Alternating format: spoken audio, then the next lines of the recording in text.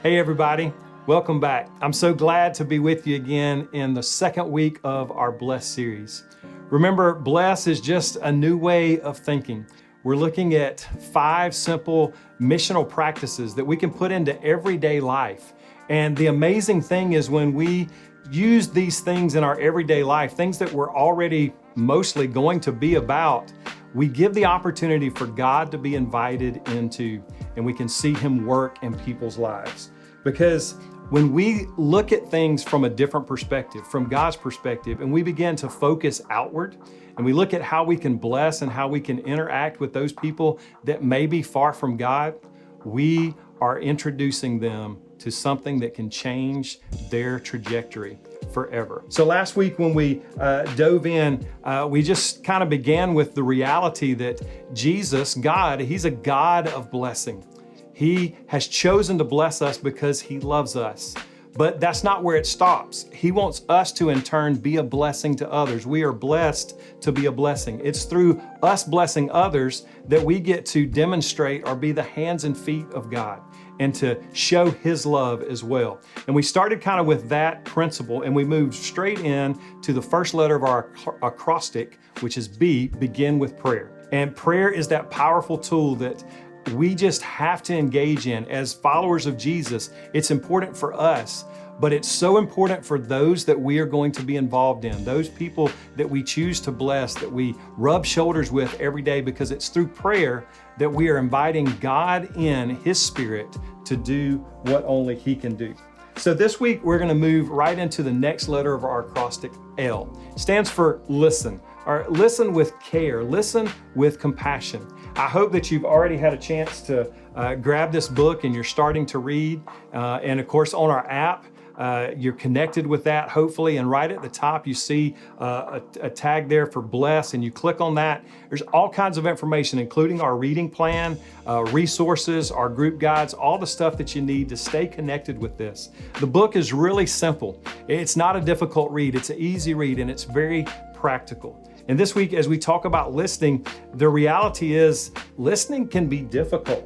It's hard, especially if we listen with care, if we listen with compassion, because that means we have to be engaged. We're not just having a conversation, but we're creating conversation to learn more about the person that we're engaged with. In fact, in the book, the author talks about the 4 H's of listening: history, heart, hurts, and habits. What are the things that matter most to people? One of my favorite questions to ask, especially someone that I meet on campus at church, if I don't know them, I will always ask, or at our Discover class, when someone's there coming to talk to us about membership, I always ask, how did you find out about True North? What brought you to True North? That is a simple history question. In just a few moments, I understand more about their background. I understand why they're there, what they're looking for. I even begin to oftentimes put a picture of what God may be doing in their lives. So as we listen to people, we have to create that dynamic of having a conversation with them and asking good questions. And that 4 H's that he gives us are really practical ways to think of questions that we can engage in. The reality, listening, it's difficult. It's hard. It's hard because of us. It's hard because of what is around us. There's really 4 things that really cause us to have a difficulty in listening. And it's all centered around noise. There's the environmental noise that is around us, the physical things, the other conversations that are going on, the things that we cannot control that often pull our attention or distract us. There's the physiological noise, the things that are going on in our own body, the body language of how we are communicating, how the person is talking to us. There's psychological noise. For me, this is a hard one. It's the noise that's in our own mind.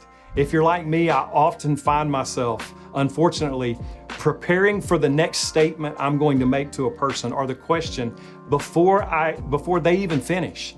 That's not really listening. It's about engaging. It's about quieting the noise that is around us and allowing ourselves to be engaged intentionally with that person. And then there's the semantic noise, the confusion. We hear, we mishear. There's not clarity sometimes in what is said. And it's through good questions that we are able to clarify that and have a deeper conversation. One of my favorite verses that I learned as a young child was Proverbs 29:11. I learned it in the King James Version, and it says this: "A fool uttereth his whole mind, but a wise man keeps it in till afterwards." I have to say that so many times in my own life, I've failed at just saying things, at just responding in a conversation, just dominating it, talking, instead of stepping back, listening, letting that person talk to me. Well, Jesus was a master at listening. In fact, it's recorded that he was asked 183 questions.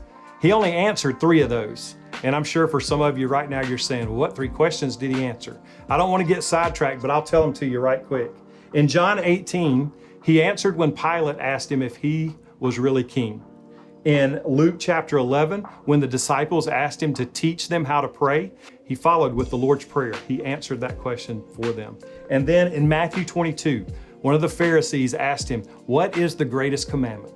Out of all the questions that Jesus was asked, he only answered 3. That kind of gives us insight into how he communicated with people. But if you really dig in, you find out that, at least as what's recorded in Scripture, Jesus asked over 300 questions that are recorded. Jesus was a master of communicating because he was encouraged and he was engaged with the people that he was talking to. He wanted to get information from them. He wanted them to be engaged with him, and he did that through questions. Jesus' way of loving people was centered around having conversations that mattered, that were meaningful, and that he listened to. And so I think we should follow that pattern. There's some great information in your study guide, your group resource guide. You've got some questions, even some passages that you want to look at. And I want to encourage you to take some time as a group, unpack those questions, talk about them, talk about the struggles that you have with listening. What are some things that you can do in a practical way that can help you better engage and listen to people so that we can live on mission and bless people in our everyday lives? I hope you have a great discussion, and I look forward to seeing you next week.